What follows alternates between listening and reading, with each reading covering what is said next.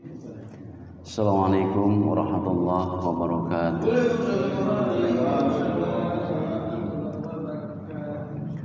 Alhamdulillah wa syukurillah ala ni'amillah wa la hawla wa la quwwata illa billah. Asyhadu an la ilaha illallah wa la syarika lah. Asyhadu anna Muhammadan abduhu wa rasuluhu la nabiyya ba'dah.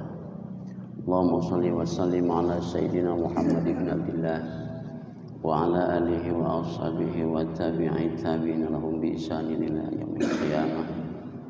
Amma ba'du, faqad qala Allah ta'ala fil Qur'anil 'azim wa huwa asdaqul qailin. A'udzu billahi minasy syaithanir rajim. Bismillahirrahmanirrahim.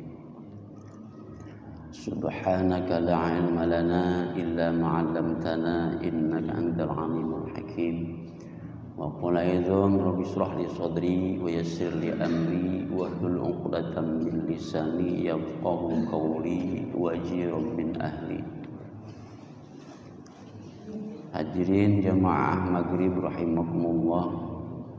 Tama-tama mari kita panjatkan pujian syukur kita ke hadirat Allah Subhanahu wa taala. Alhamdulillah pada kesempatan ini kita masih diberikan kesehatan sehingga kita bisa hadir dalam rangka kajian ba'da maghrib 1 bulan sekali.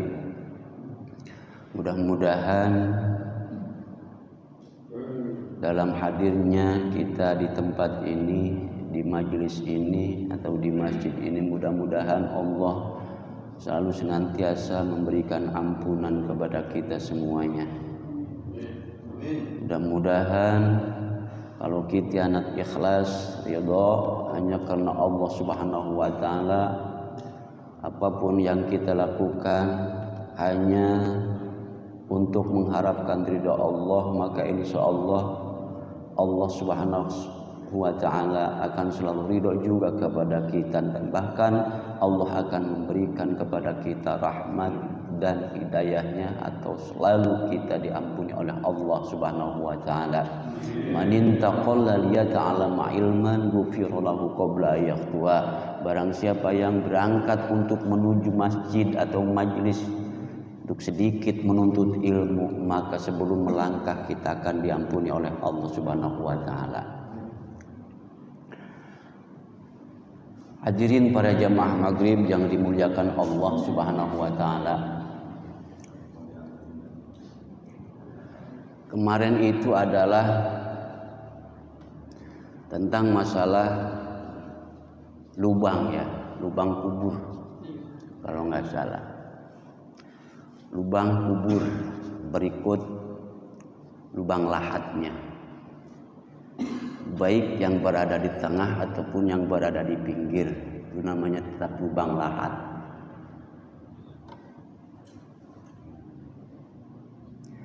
Jadi kemarin itu dibicarakan bahwa penggalian kubur itu setidak-tidaknya asal jangan bisa dimakan hewan buas seperti harimau, kan seperti itu. Setidak-tidaknya asal hewan itu tidak bisa mengeruk dengan kukunya. Tetapi keutamaan di dalam penggalian kubur itu adalah seukuran orang berdiri, sehingga bisa menjalurkan tangannya ke atas apabila mengambil jenazah. Nah, seperti ini. Ini misalnya. Jadi kira-kira 2 meter.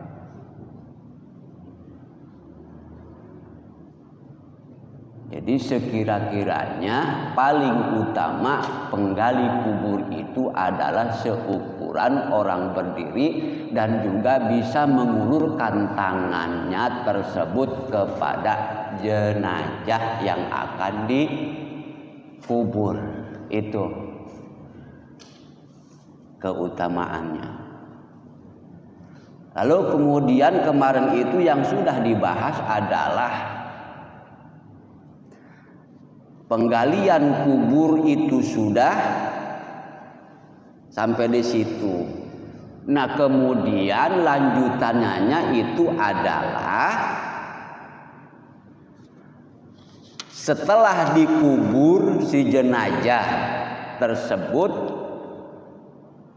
ternyata ada benda yang ketinggalan. Itu apa yang lebih baik? Misalnya jam tangan atau cincin dan lain sebagainya, yang termasuk ain dunia,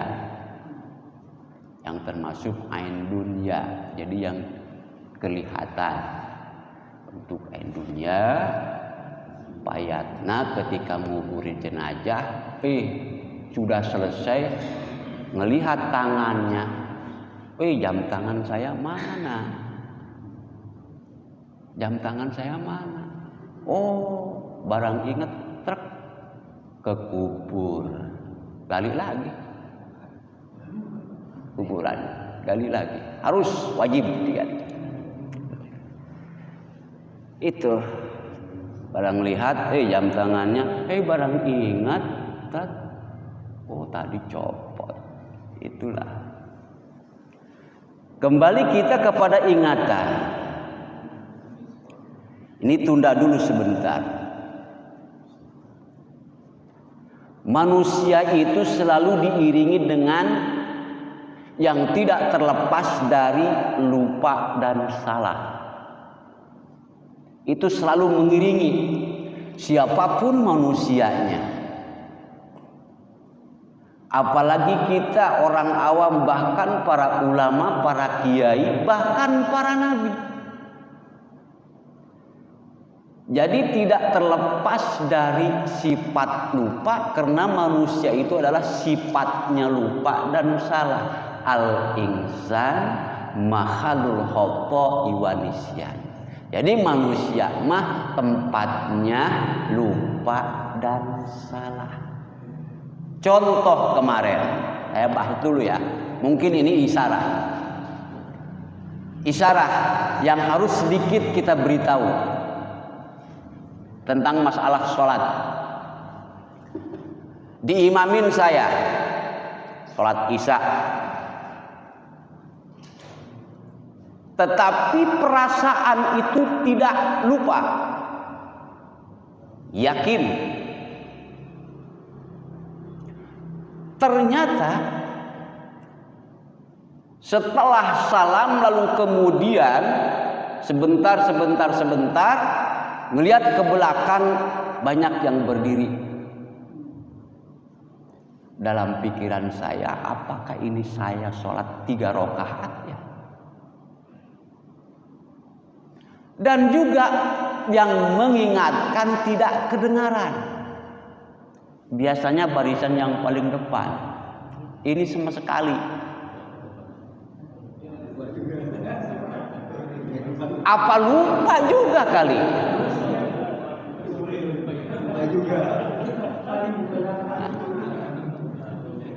Dasar macekcok, anak-anak main ini main itu, jadi nggak kedengaran. Ada yang ingat, ada yang karena yang di depan mungkin lupa juga sama sekali.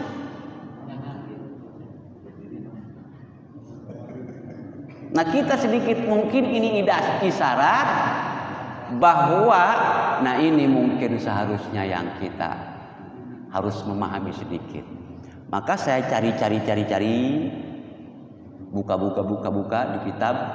Nah, coba sedikit ya tentang masalah kelupaan setelah salam baru sadar. Coba gimana? Saya tulis dari kitab Hilyatul Ulama fi ma'rifati madhabil fuqaha.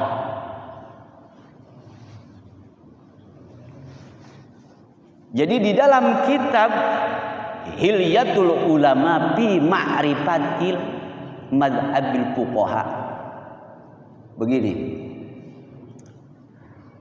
wa in nasiya raq'atan min raka'atin as-salat wa dzakaraha ba'da salam Wa inna siya, seandainya kita melakukan sholat lalu kemudian lupa rokaat. Rokaat min rokaatin, dari rokaat ke rokaat itu lupa. Wa dzakaruha ba'da salam, sesudah salam baru sadar, kayak semalam sadar. Pada awalnya tidak ngeh. Berhubung ada yang berdiri, lalu kemudian bertanya dalam hati, apa sholat saya ini 3 rakaat, kok orang pada berdiri nambah, sedangkan waktu sudah rada lama saya duduk. Sudah rada lama, sudah beristighfar. Lalu kemudian nanya saya kepada jamaah, apakah sholat ini 3 rakaat? Kata jamaah, benar 3 rakaat. Tapi waktu saya tahiyat di dalam 3 rakaat, di depan tidak ada yang mengucapkan subhanallah.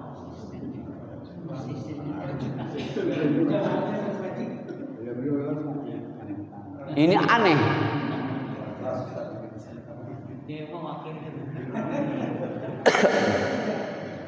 Ini aneh. Makanya saya bingung. Jadi ingat pada dulu, zaman dulu pernah Nabi lupa.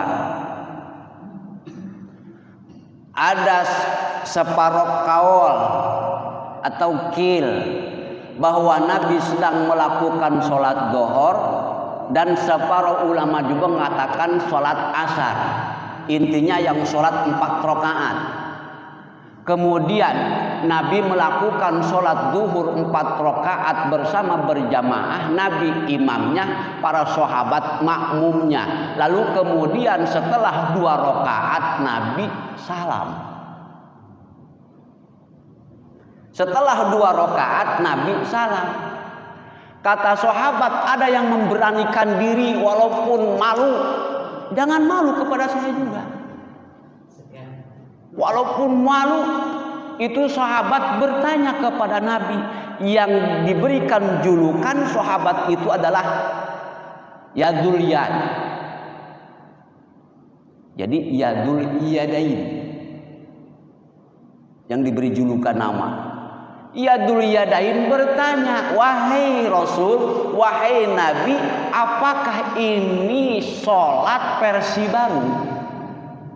Kata sahabat, apakah aturan baru? Aneh berjamaah para sahabat itu, kok Nabi melakukan sholat zuhur itu 2 rakaat?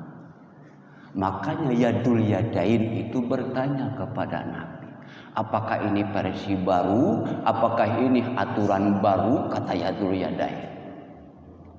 Apa jawab Nabi?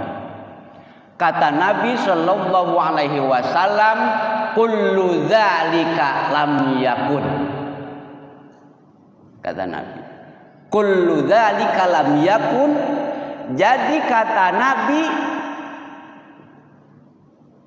semuanya ini adalah tidak ada. Yadul Yadain menyebutkan versi baru dan juga menyebutkan bahwa ini Nabi apakah lupa? Dijawab oleh Nabi, kullu dzalika lam yakun. Versi baru bukan, lupa pun saya tidak, kata Nabi. Versi baru atau aturan baru bukan, tapi lupa pun tidak, kata Nabi. Enggak sama sekali, yakin tidak lupa. Lalu kemudian setelah itu Nabi pun juga bertanya kepada sahabat yang lain. Dia belok nanyakan pada sahabat, wahai para sahabatku, apakah benar yang diucapkan Dzul Yadain itu bahwa sholat zuhur saya ini 2 rakaat? percis semalam yang ditanyakan sama saya. Coba. Terjadi.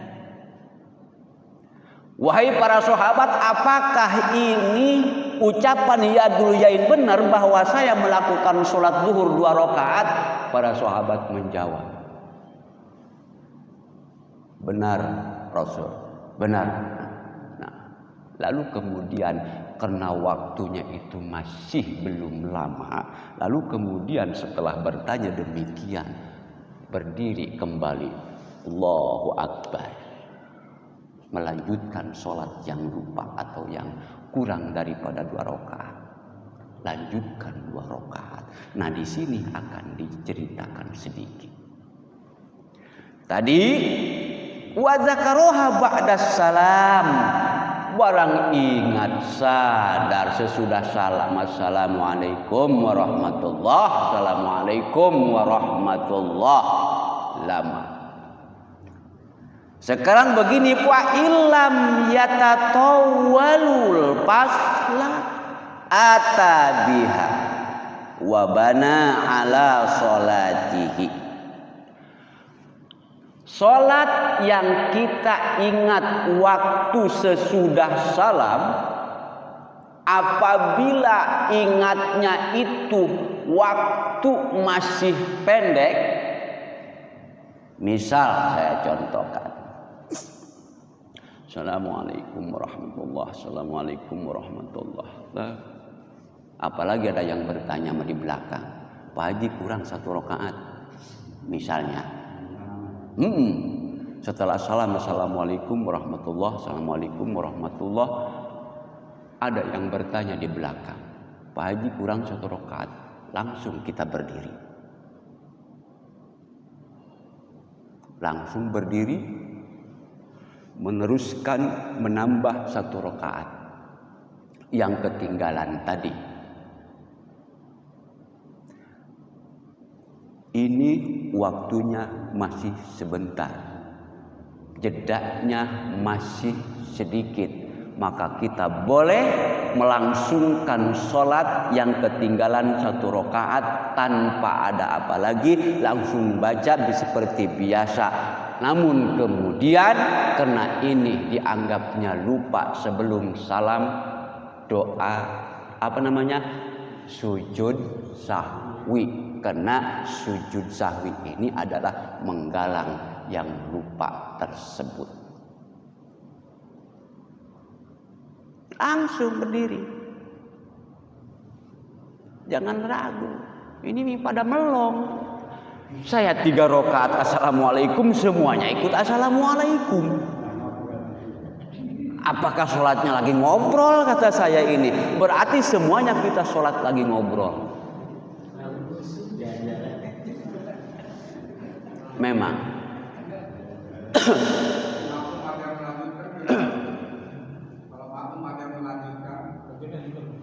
sadarnya saya di situ, justru itu sah. Terus lanjutkan. Saya sudah salam, makmum merasa bahwa saya sholatnya salah 3 rakaat, yakin, lanjutkan masing-masing. Nah, itu.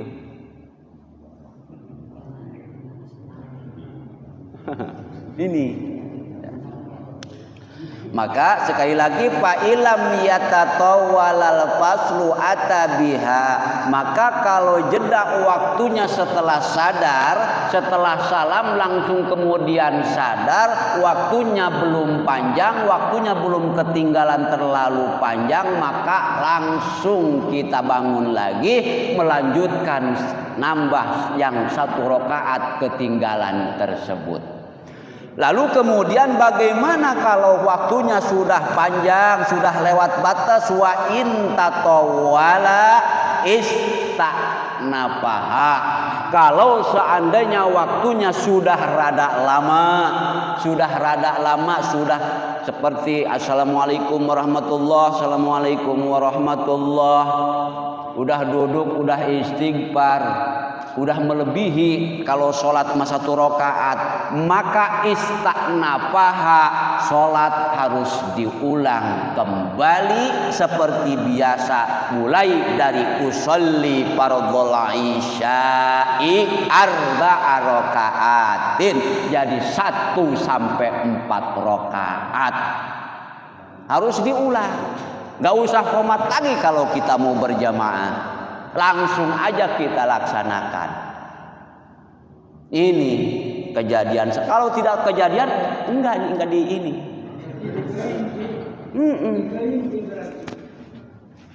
Enggak dibuka kitabnya kalau enggak kejadian. Itu. Makanya ukuran sholat mah banyak, memang yang memicu terhadap lupa. Kurang duit juga bisa lupa. Banyak pikiran lupa.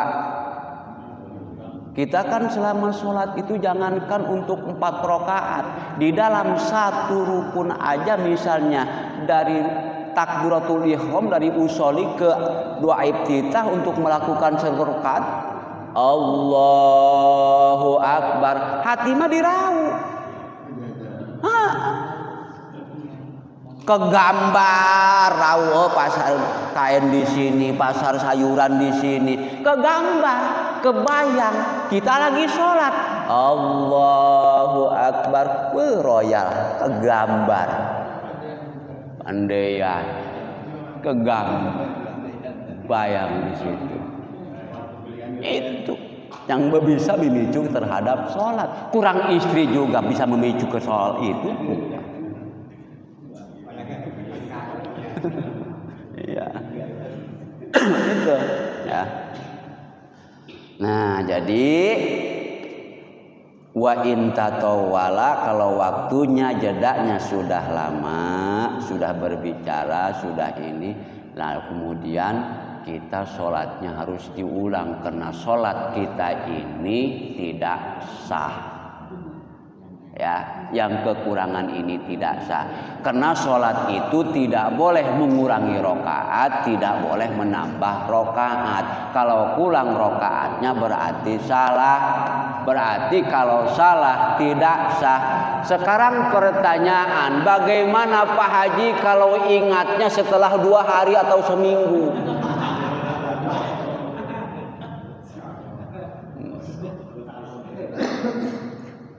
Iya, sholatnya setelah 2 hari atau seminggu ingat, astagfirullah, sholat isya minggu kemarin ternyata 3 rakaat yang saya lakukan. Apa yang terjadi? Kalau kita sadar terhadap itu, sholat kita yang sudah seminggu dilakukan terhadap sholat isya itu berarti kurang, tidak sah sholatnya. Kalau tidak ingat mah sampai hari kiamat tidak apa-apa. Tetapi kalau ingat 1 minggu, 2 minggu, ingat sholat kurang 1 rakaat, qadha. Usolli fardhul isya'i 4 rakaatin mustaqbilal kiblati qadhaan lillahi ta'ala. Itu. Sengaja saya sholat isya 4 rakaat menghadap kiblat, qadha karena Allah Ta'ala. Dalam hatinya seperti itu.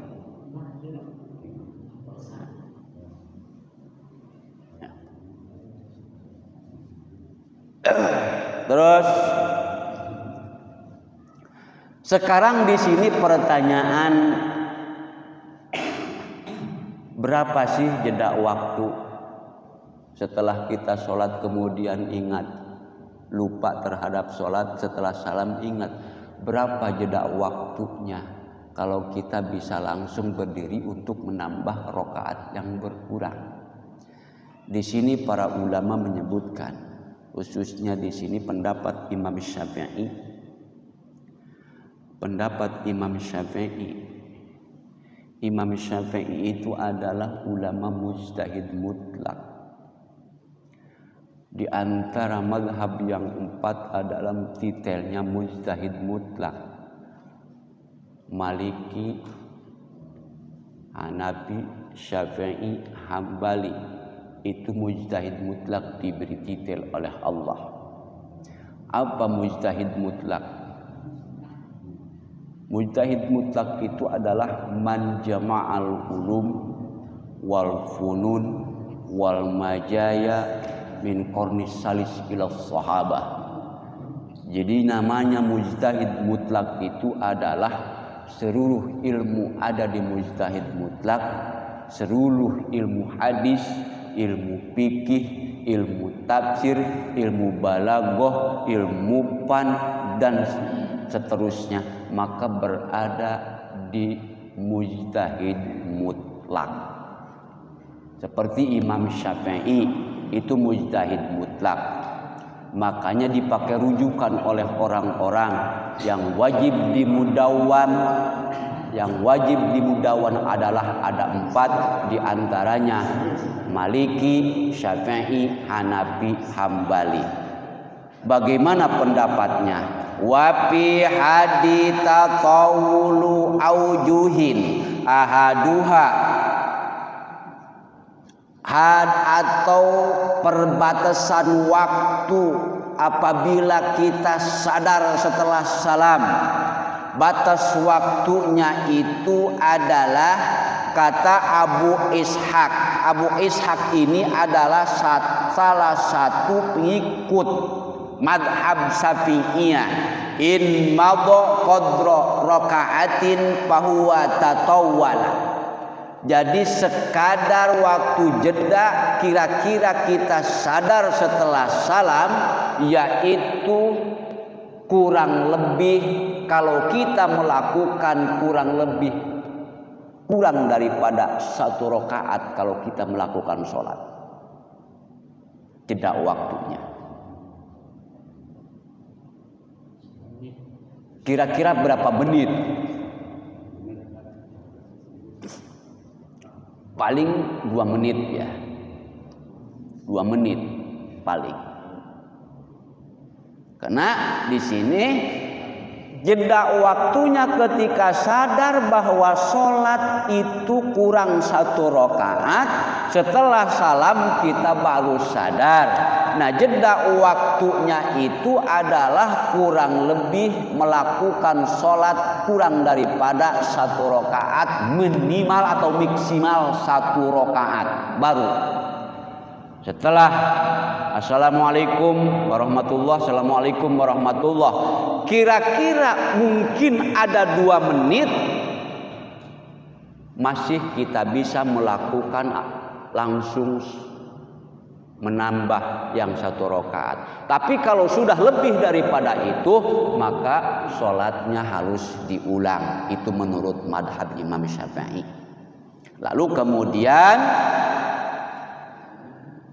di dalam rakaat bilangannya tersebut sesuai bagaimana adat kebiasaan kampung, adat masyarakat setempat. Mungkin 1 rakaat itu bisa di bawah kurang 1 menit, 1 rakaat itu bisa lebih daripada 2 menit. Tetapi yang terpenting adalah kira-kira jeda waktu setelah sadar kita melakukan sholat salam baru kita ingat, maka jeda waktu dari ingat tersebut adalah kurang lebih adalah 1 rakaat melakukan sholat. Maka boleh itu kita berdiri melakukan atau melaksanakan yang 1 rakaat. Kalau seandainya melebihi daripada waktu itu, kembali lagi tadi yang sudah dikatakan bahwa sholat kita adalah harus diulang dari 1 sampai 4 rakaat. Nah, ini karena ini pun pernah dirasakan oleh Nabi, pernah dialami oleh Nabi. Lalu kemudian setelah ada yang berbicara, ada yang bertanya kepada Nabi bahwa ini versi baru ataupun aturan baru, lalu kemudian Nabi menjawab versi baru bukan, lupa pun bukan. Kemudian Nabi bertanya. Nah, mungkin dalam pertanyaan seperti itu kurang lebih daripada sekitar 2 menit. Maka setelah bahwa benar Nabi itu melakukan sholat 2 rakaat, maka langsung dia takbir berdiri Allahu Akbar, kemudian nambah 2 rakaat. Tuh ya. Ini kalau tidak lupa, tidak lupa. Makanya ingat sekali lagi, kalau lupa sholat, misalnya sholat sendiri lupa. Kebanyakan biasanya kalau sholat sendiri itu yang lupa. Yakin. Sholat sendiri kurang di bilangan rakaatnya kurang. Sholat maghrib atau sholat isya, sholat duhur. Kadang-kadang kita bingung. Waktu baca Fatihah itu yang paling intinya. Dalam waktu membaca Fatihah berpikir, ini 2 apa 3 ya? 2 apa 3? Padahal mulut berbicara bismillahirrahmanirrahim. 2 apa 3? Alhamdulillahirabbil alamin. 2 apa 3? Terus begitu. Apa yang diambil coba? Yang paling sedikit. Yang harus diambil adalah yang paling sedikit. Putuskan dalam hati. 2. Udah. Setelah itu nanti sebelum salam tetap kita harus sujud. Bagaimana bacaannya sujud sahwi itu? Subhana man la yanamu wa la yashu. Subhana man la yanamu wa la yashu. Subhana man la yanamu wa la yashu.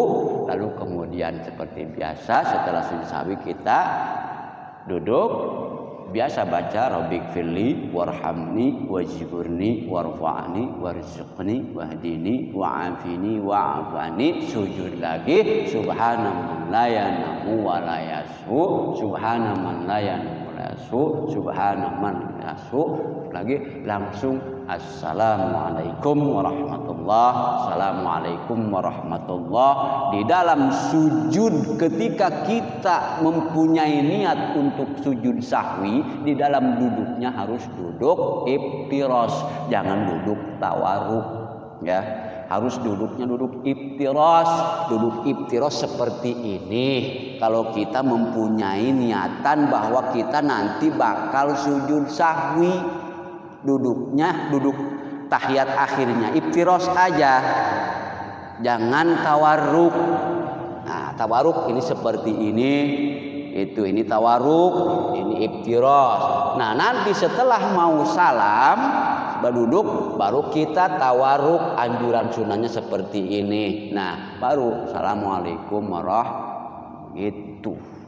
Cara duduk untuk kita mempunyai niatan sujud sahwi karena ada yang kelupaan. Itu.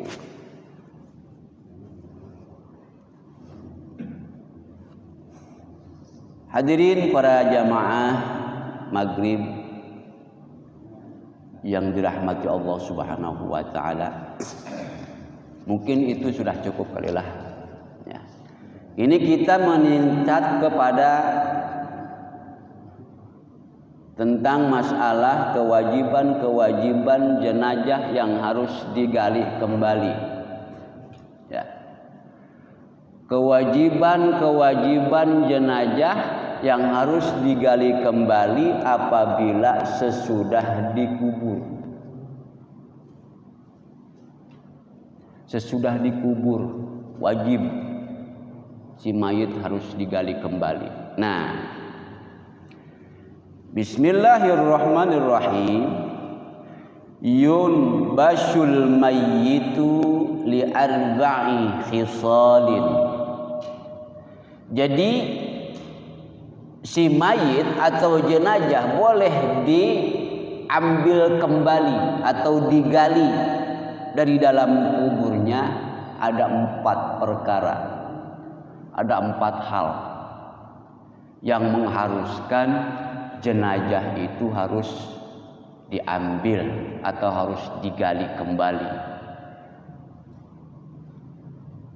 Apa saja 4 hal tersebut ketika jenazah yang sudah dikubur bahkan sudah ditinggal ke rumah masing-masing, ahli warisnya pun sudah ada di rumah,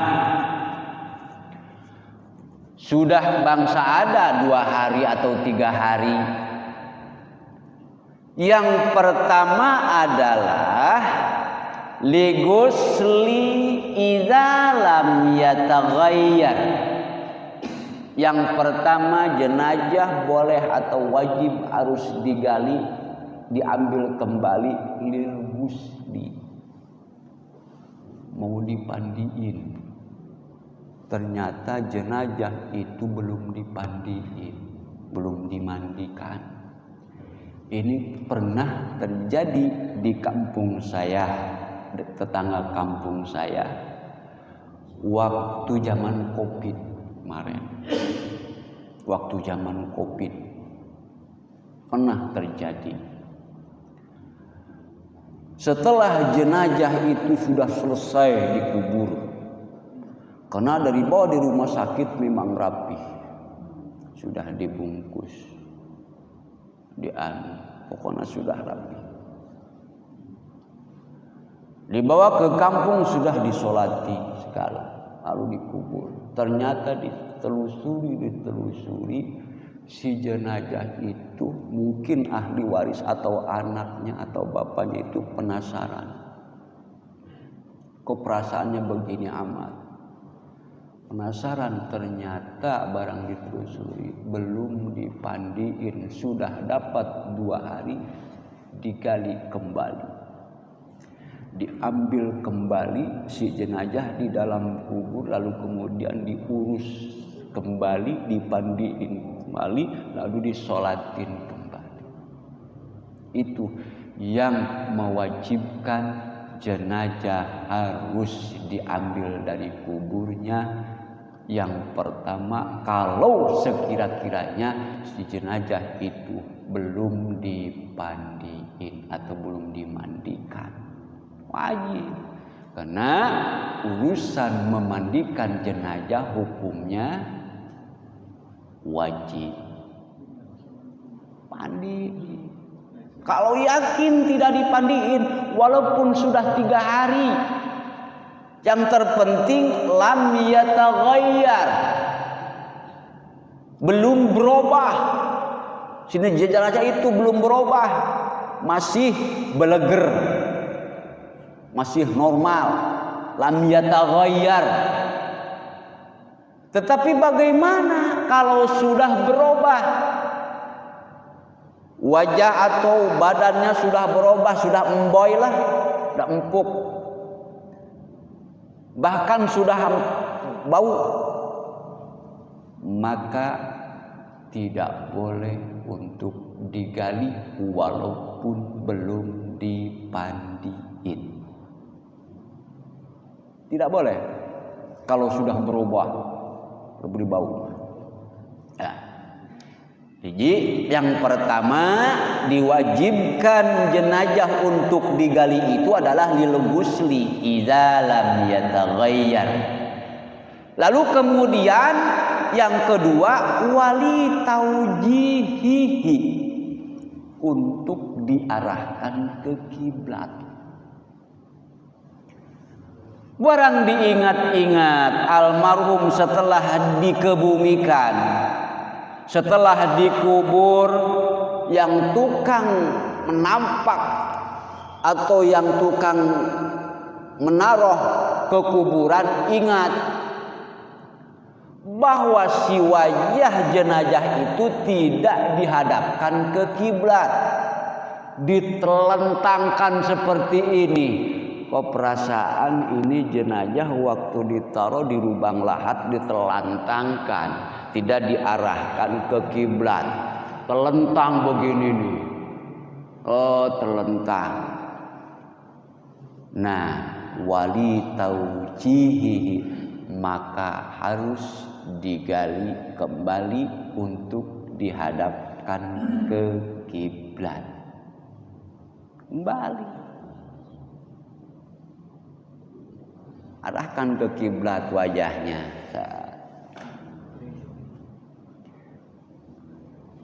Tuh, jadi wali taujihihi ilal kiblati, untuk dihadapkan ke kiblat, karena tadinya tidak dihadapkan ke kiblat. Barang ingat, maka setelah itu harus digali dan dihadapkan ke kiblat kembali.